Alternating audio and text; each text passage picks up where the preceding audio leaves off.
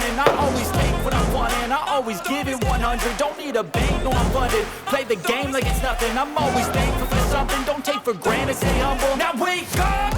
It's time to look at the enemy. You know, within the doc, we know the name of the person behind the camera. Yes. Adriana. Thanks. It's your fault, all of this. All of it. If I make you look like shit, I'm sorry. I'm so happy a lot of these good actors wanted to be a part of this project. Now we auditioned a lot of people. I mean, these guys didn't just walk in. We had to audition them, and I had to go through several tapes, deal with the agents, deal with the managers, and to really find the essence of what Will Jordan wrote for these characters and for these actors to play. So it was a lot of fun. Please, you have to save my family. My friend Carson Manning, who I've known for a long time, I think we started in Toronto, hanging out. He was producing this really great project, and he asked me if I wanted to do a part. He had a part for me, and I said absolutely. Been an actor for a long time, and I play Victor on this. Other projects I've done have been The Museum as Attila the Hun, Coach Tanaka on Glee, Master and Commander Sideways. I've been very lucky to work a lot. Victor is a mystery. He's an enigma, and that's always fun to play. He's the head of the FSB. He's obviously got an agenda, but what I like about it is you don't really know exactly where he's coming from. I don't think you really know exactly what he's thinking, which is, you know, part of what you need to do to get to that job. And that's always fun to play when there's mystery. Carson, I think, who pulled a lot of people into this project. I was one of the people that he pulled in. He talked to me about the books and the fact that he was in touch with the author of the books, Will, and how good they were. And we started talking about that. So the first thing I did was pick up the book, and of course Carson was telling the truth. The first book was unbelievably good. What I love about the pilot presentation that's being done, it's absolutely top quality.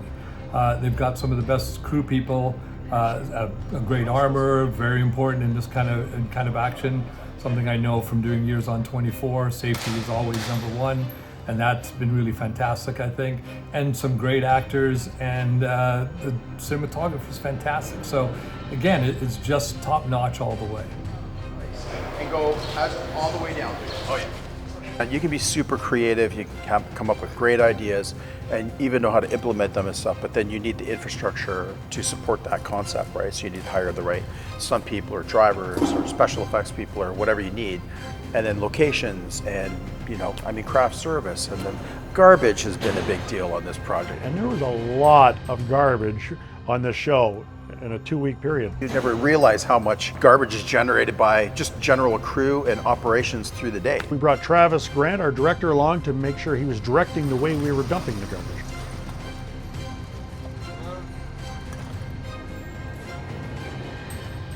On this particular project, I only had 2 weeks, which is so not enough time, but that's okay. Is what it is. In the indie world, you just kind of make it work. And we did. In 2 weeks, we got a lot of costumes ready really quickly. A little bit of beg, borrow, steal from our friends at Union Armaments, who gave us all of our uniforms.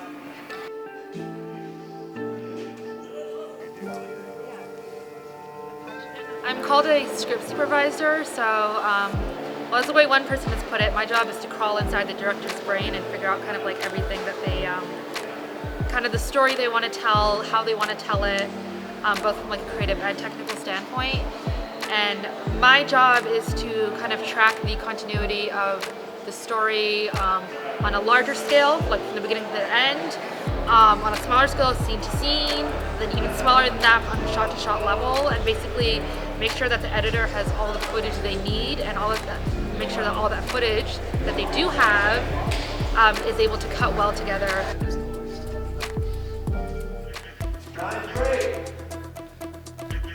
Called the Sidewinder. It fires a blank, but it doesn't fire out the front because it's actually made with a completely plugged barrel.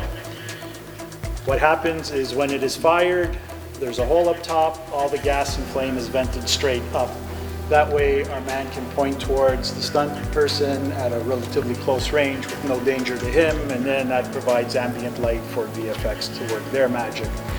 It's still loud like a blank, so you're going to need ear protection. And it's just one shot. And I can get an eye.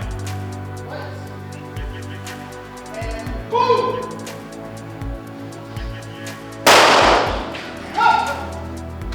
Yeah, let's do that.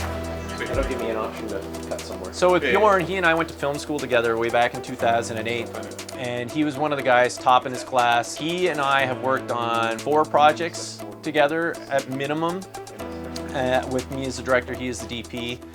And each time it's gotten easier to work with him. So he understands how my brain works, he understands how I am on set, and I totally get what his shooting style is. Clean up Steve, and then you just come in. So let's be even tighter.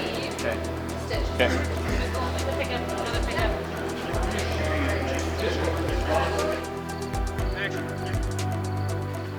You're talking about the look and feel of our show.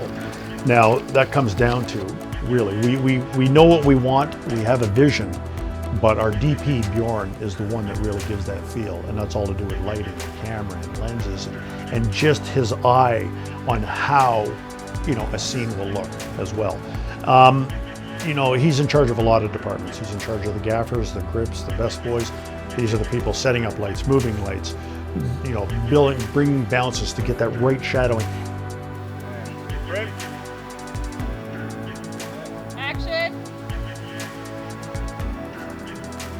Directors get credited a lot with like a shot looking a certain way or the movie feeling a certain way, and to some extent that's true, but really that's a collaboration with your director of photography. So early on, what you're doing with your DP is you're having a conversation about how you want your film to look, and that could be from color tones, that could be to how the camera movements happen. It's up to this person to take that information and then apply it and make it real. So they're doing a lot of the technical artistic stuff. So a director is free to do the artistic stuff with the actors.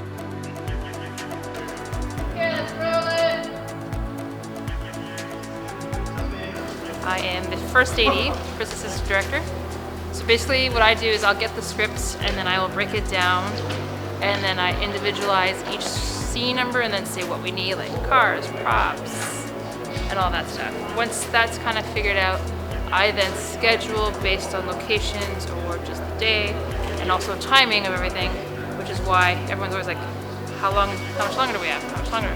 So if I say the scene's like 1 hour and then we're an hour and a half and we're still doing it, I'm just like, well, we're running out of time for the other stuff.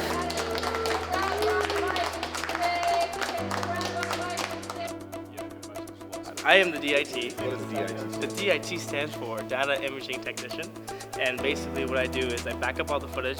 He's lying. You do all the work, don't you? Yeah, he does all the work. Yeah. I'm a first assistant camera. Which involves what? Involves everything about camera. I make it work, I set it up, so that DP can just grab the camera and start shooting. Perfect. And when he's shooting, I'm controlling the focus. Yep. Yeah, the best focus puller I've seen. You've probably only seen one. Good. I'll keep you guys right.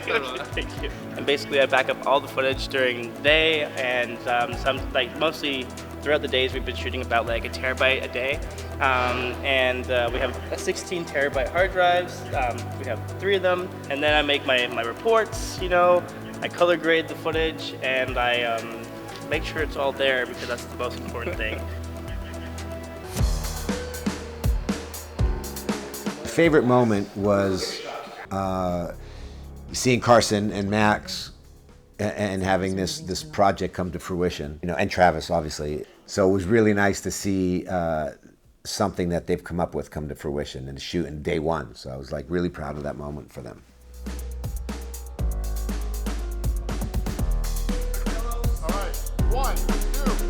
We were actually going to shoot just a small tiny little short, just to give the concept out there. But because with the outpouring of fans and the money that came to us, we decided to make something a little bigger. From what I've seen of the project, I think fans are really going to love it. I mean, the material that it's based on is fantastic. This looks like it was done by a Hollywood studio. I think we're creating a really wonderful little world here. So I hope they love it. I hope they do. Especially nowadays, there seems to be a lot of unintended or intended things that are added. And I think that people just want to go and see a movie. They want to see the heroes being heroes. They want to see the bad guys getting what's coming to them. And people just want to see stories. And that's what we've given, and that's what we've done. And I've enjoyed the process. It's always amazing to have fans. So if there's that many fans that are talking and asking and excited, or pissed off, it could they're gonna be pissed off too sometimes. They're gonna say things they don't like, and that's what you get with fans. Yeah, I think we're off to a really good start. I see good things with this. I think fans of the novel and fans of the drinker are gonna love it because it's gonna kick ass. I think Carson and his team have done something really interesting here because they've actually done this pilot presentation where the fans actually get to see what this show could be, and they did it at such a high quality. It's already, you know, a version of something that's very exciting for, I think, the fan base. This whole project, you know, I'm going to state that it was because of the fans. I think the fans and the backers are going to be very pleased. So stay tuned. It's getting ready to come out. It's a wrap.